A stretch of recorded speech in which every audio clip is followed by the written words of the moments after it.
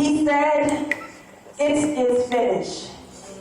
Then he bowed his head and gave up his spirit. Yes, yes. If you for a moment, imagine with me, if you will, just for a moment, yourself at the intersection. Mama.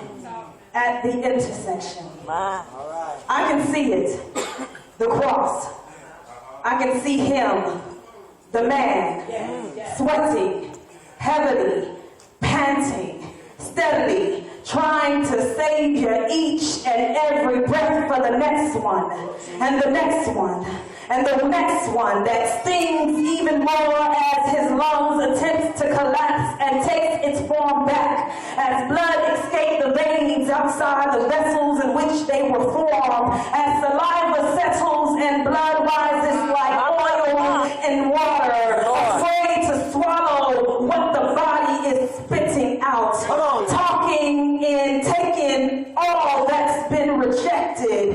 They hear the shout, Tetelestai.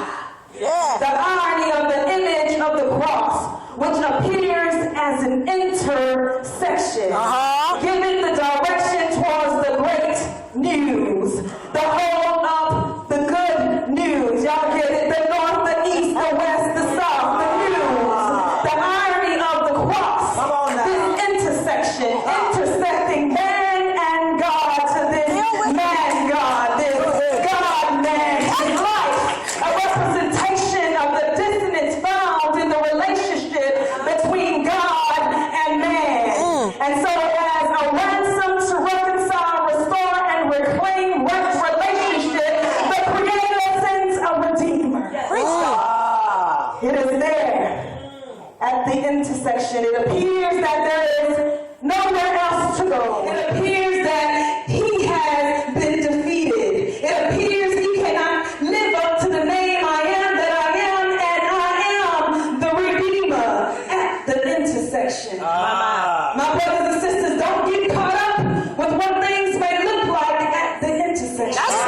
Don't get caught up because when you see it, is it always what you get at the intersection? There are mirages, optical illusion, and things that may appear to be there may look different as you get closer to your destination. But one thing for sure, you must choose which direction you want to go. That's right. Then you are willing to pay the cost to get to your final destination. See, I am glad he was able to get on that path. I am glad that he was willing to take the journey. I am glad that he did not stop at the intersection, nor did he stop at the numerous intersections he came across before he even got to the cross. Oh, the intersections. Y'all know the intersections. The intersections of the lying, the mocking, the rejecting, the regretting, the spitting, the beating, the judging, the persecuting, the denying, the crucifying. Oh, I'm glad that Jesus was clear about his destiny. Also that the full of how the things appeared on the cross, on the intersection. For Jesus was determined to get to the finishing point, no matter what the cost. The cost. The cost. The cost, Lord, I'll never know how much it costs to see your sins upon the cross. I'll never understand it, but the cost came from the very beginning of his conception and the womb of his mother as she suffered during pregnancy, of being mocked and ridiculed about being a teen mother, birth of a bastard son. Cost of having to travel for hours in order to ensure his coming to the world.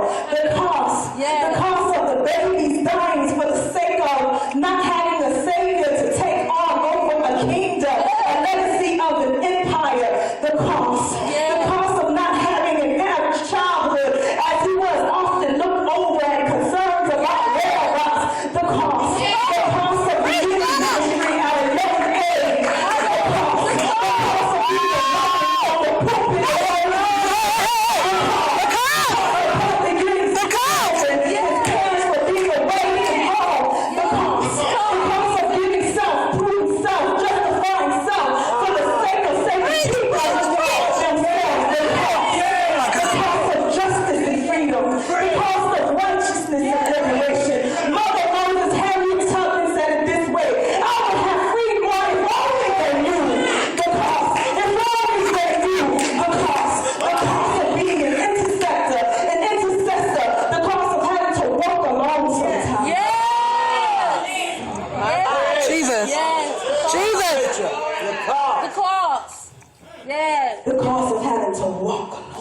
sometimes. Jesus. Bear the cross sometimes. Yeah. The cost of being alone sometimes. Because those who follow you won't fully understand why they even follow you until they too have to pay. Good call. Good call. Until they too have to pay the cost of getting to their final destination. Jesus Christ. This intersecting cross was the cost of Christ getting closer to the final destination. So when I hear Christ say, Tetelestai, it is finished. Be clear that Christ's work here on the earthly vessel was finished. But it was not finished in the work he left for us to do. For the work he left to do, he said, greater works will you do. And greater works will we do. But there's a key to finishing at the intersection. There's a prerequisite to getting to our final destination. You have to start.